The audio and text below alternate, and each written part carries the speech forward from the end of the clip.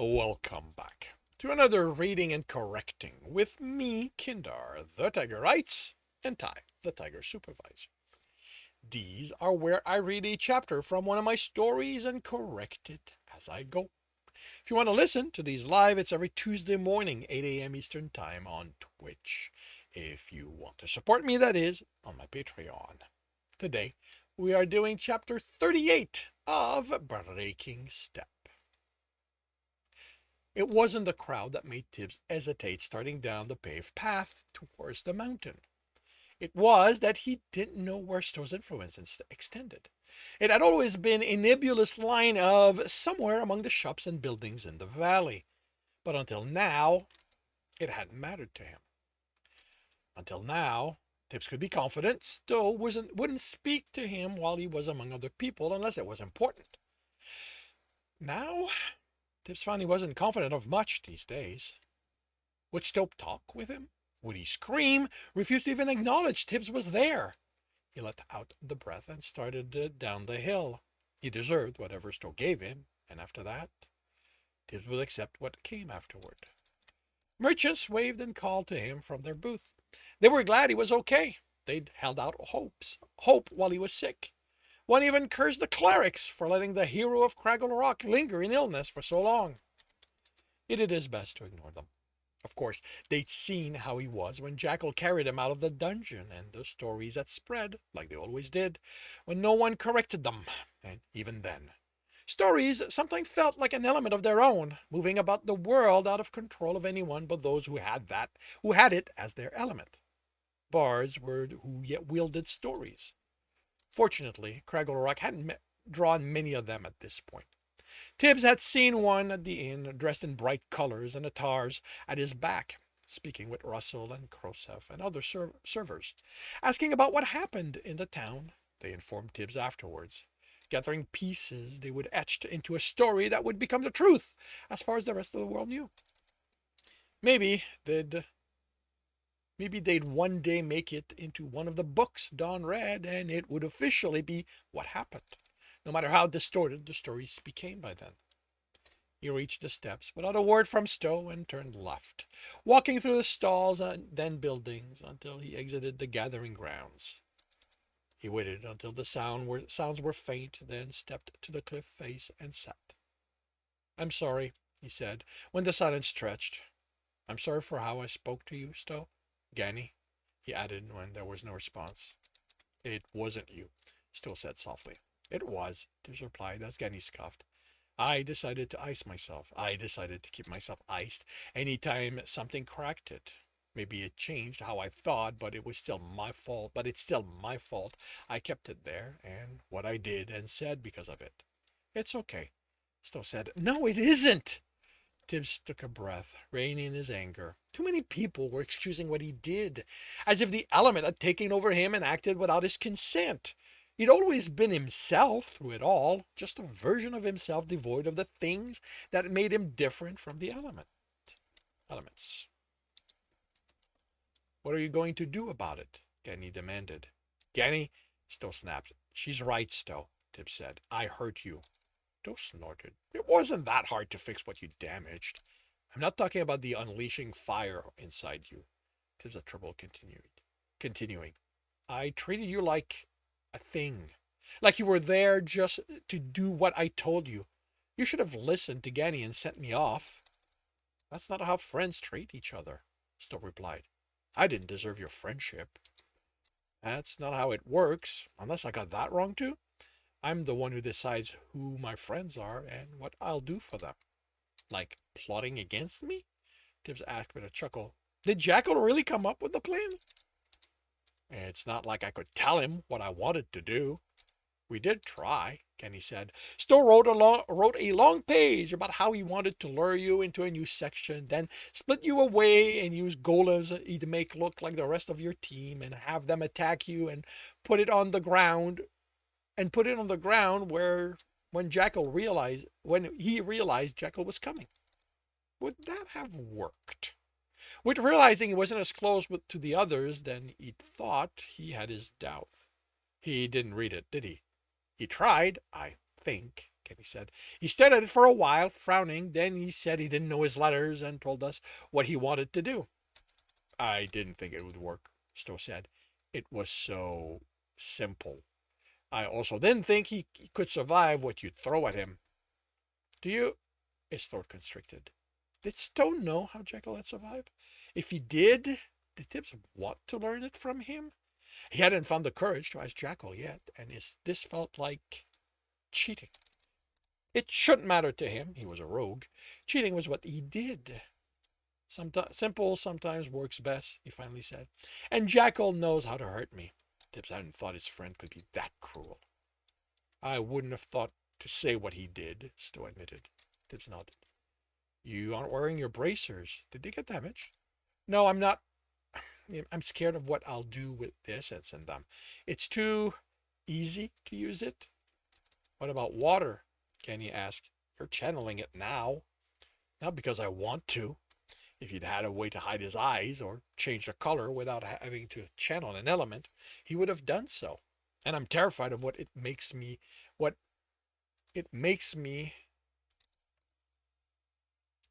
and I'm terrified of what it makes ill make of me. It'll make of me if I suffuse myself. But at least it's not as immediately destructive as fire, and it doesn't feed on my anger. He rested his head against the rock. Genny, what do you need me to do to make this right? You don't, Stowe started. I'm asking Genny, Tibbs cut him off, because I don't need someone who cares right now. I hurt you, Stowe, and I have to make amends. And she's the best one I have. She's the best one to come up with a proper punishment. I don't know if I'm the right one for this, Tibbs. She replied, I'm not a person. Other than making you promise you'll never do something like that ever again and that you'll always treat Stowe with respect, I don't know what I could tell you to do. You could have me be hurt the way I hurt him. I don't think you need me for that. I should pay, he cursed. No one's holding me responsible for what I did. I can't go to Erdian for arranging the fires or getting the runners caught, because that would get in the way of hard runs. Jekyll's just happy I'm better, and Krosef is making sure I don't wallow. I almost hurt them more than anyone else, and they won't punish me. What do you want them to do? Genny asked. I don't know. He put his head in his hand. I don't deserve to simply get away with what I did. If I think of a way to punish you, Stowe, I'll let you know.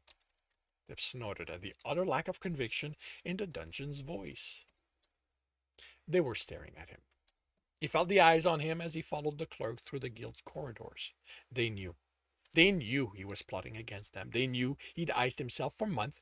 They knew Sebastian had attacked the town because of how Tibbs had hurt him. That all the troubles Craggle Rock suffered were his fault. They also knew he didn't need the clerk leading him anymore, that he had a medallion that let him navigate the building.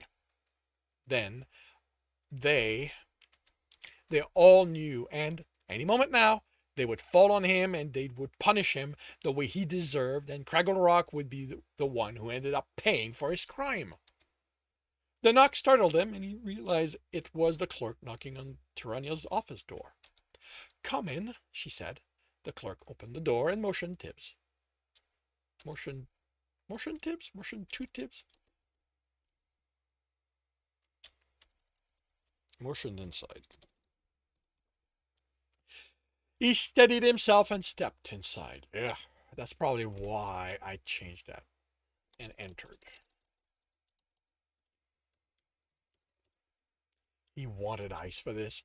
How was he supposed to convince her he was still her ally when he wanted to burn the guild down, and her along with it? She smiled. Tibbs, I'm so glad you're feeling better. She motioned to the chair. You had us worried. No light on the words, but Tibbs wondered why she'd been worried. Did she know how much he hated the guild for her and her for representing it? That their previous interaction had been while he was iced?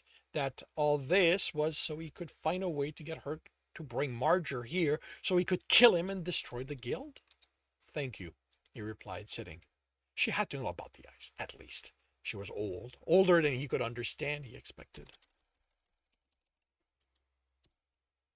Alistair said that everyone who had water as their element iced themselves at some point, so she had to have seen the effect. I hope you are feeling better, she said, searching his face, because you made enough of an impression on Lord Galdane during the gathering. He requested you be present when he returns with his children.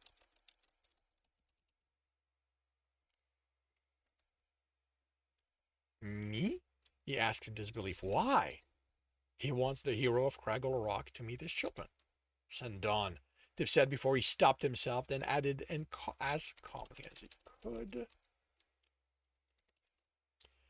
Calmly as he could, he actually knows how to act around nobles.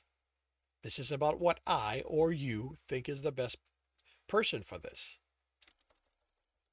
Who or who I or you think is the best person for this. Galdane requested you specifically. He made it clear that if you didn't make it to the gathering, he arranged to celebrate his children coming here, they'd leave the next morning and never consider us as a place for them or any other of his family to train. She smiled. Which is why I'm so glad you are well enough to be present. Was it too late to go back to wallowing in Croesus's bed? Jekyll's man would understand this wasn't just about being miserable. If she'd asked after the party, Tibbs would never have hesitated. He'd been iced. He would have done anything if it meant reinforcing his position as her ally. What does it mean for me to be at that party? It means his children get to meet you, and if you make a good impression, they will train here. He could do that much. Then I expect you'll take them on a run through the dungeon. No. He closed his mouth before the rest of his opinion could escape. We run the third floor. That's not a place for someone who's never gone through the dungeon. I don't care what rank they are. I'm sure you and your team won't mind running the first floor a few times, so they'll get acclimated. What rank are they?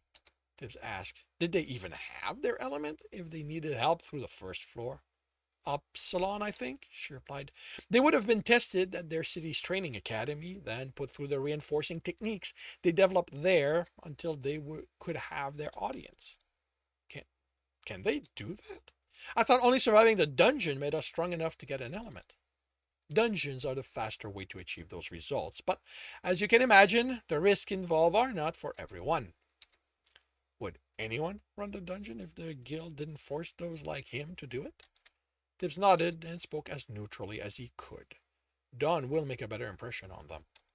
And I'm certain he can instruct you on how to behave, so you will make a good impression. She smiled. I'm sure you will get along splendidly with them. He wasn't able to keep his grumbling silent, and she chuckled. At least she didn't take his less than enthusiastic attitude as a sign he wasn't her best ally anymore. How is your team handling Don among them? She asked. Fine, Tibbs replied. It was rough at first, but turns out that he can be a decent person. She nodded. Considering your history, I was reluctant to go along when he asked I put him on your team, but I'm glad the two heroes of Cragglerock were able to put their difference behind them and work together. He stared at her, the sound of his rage drowning the rest of her pleasantries. He was going to kill him. Dawn had fucking played him! Again! Tibbs stormed through the common room, ignoring the greetings from the others in the inn. He'd sensed ahead, so he knew Don was there with his team. He wasn't letting anyone delay his revelation of what the sorcerer had done. He was lucky Tibbs didn't have his bracers. He doubted he'd resist the temptation to use fire. You lied to us, he yelled, slamming a hand on the table. Don stared at him in surprise. Tibbs? Jekyll said, maybe you should. He fucking lied! I don't know what the sorcerer said, and there was no light. You said Tirania put you on our team.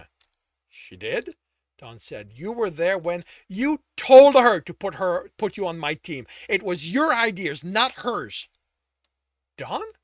Mez asked. The word glowed. Look, The glow lessened, and Don looked at the others. Jekyll and Comdar's expression had turned suspicious, while Mez looked hurt. You have to understand. Yeah, Jekyll said sharply. I'm sure you think we do.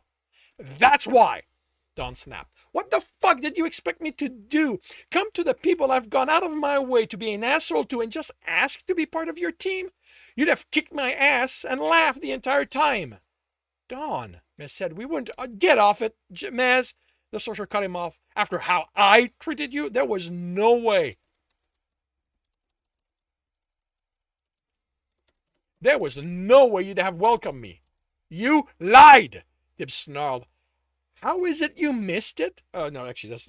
How is it you missed it? Comdar asked casually. I know I shouldn't do the voices, but kind of like it.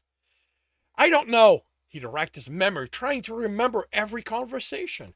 There had often been light on his words, but that was true of anyone. But he couldn't remember ever seeing that when Don spoke of being on the team or joining it. It could be he hadn't cared enough to remember or pay attention once the initial shock passed, but he should have, iced or not. He should have known all this was just Dawn manipulating them. I don't know what else he lied about. I didn't lie! The sorcerer yelled, jumping to his feet, the words bright. Not about anything else.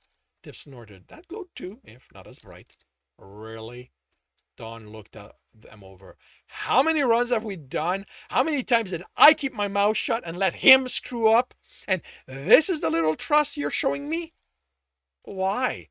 Mez asked, sounding confused. I told you why, the sorcerer replied through clenched teeth. Why did you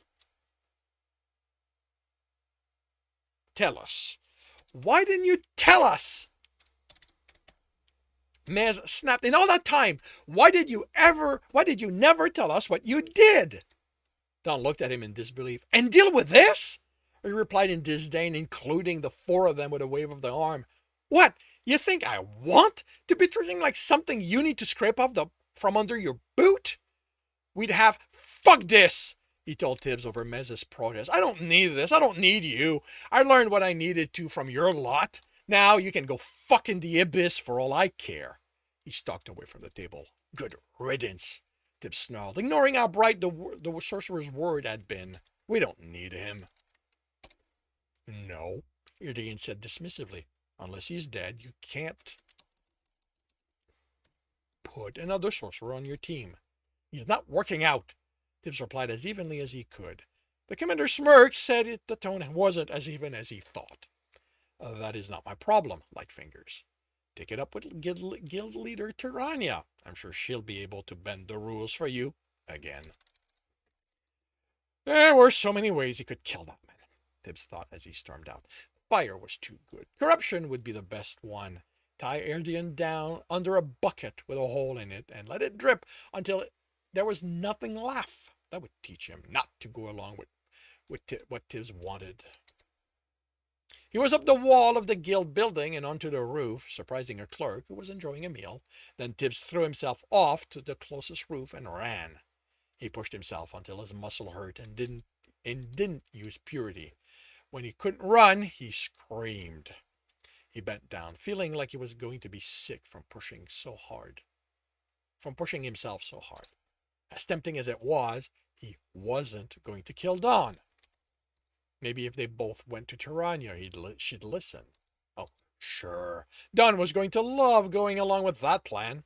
He was going to screw Tibs over for as long as he could. He was going to make sure they couldn't go on their run. He screamed again.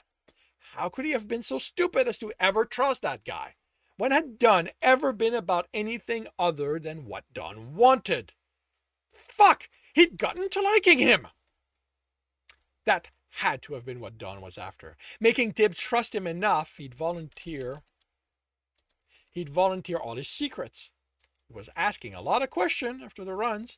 Tibs went over their conversations, trying to remember if he'd said anything that might hint at being more than a normal runner. He didn't think he had, but while iced, he hadn't cared all that much about the consequences of what he said. He wasn't even sure he'd believed that the guild learning about all his elements would have kept him from taking it down during that time. He straightened and looked around. The pillars of transportation platform were to his left, the guild at his back, which meant that the market row was... He did a full turn. The construction over there was the future wall that would cut the nobles off from the rest of Craggle Rock, and if that was there, the row was... how could he not recognize the roofline of his town? Had he not paid attention to the changes while iced? No, of course not. Running the roofs hadn't mattered to his plan. They were just how he got the noble's neighborhood when he felt like breaking into one of them. Which, since that was one place he could still find, he might as well indulge in. It wasn't the direct type of suffering he wanted to inflict, but he'd know. One of them was down a few coins, and there was a baker who needed them, as well as other merchants. If Tibs could work out a way to make it to the row from the roofs, if Tibs could work out a way to make it to the row from the roofs after this.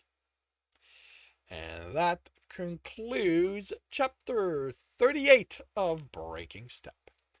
If you are enjoying this, please leave a like. If you want to know when the next chapter is going to be up, subscribe and hit the bell. If you want to read the story as well as the previous two books, they are up on Royal Road for free. If you want to read ahead of Royal Road and support me, that is on my Patreon. And if you want to listen to these live, it's every Tuesday morning, 8 a.m. Eastern Time on Twitch. The links are in the note. And with that, I shall wish you a good day.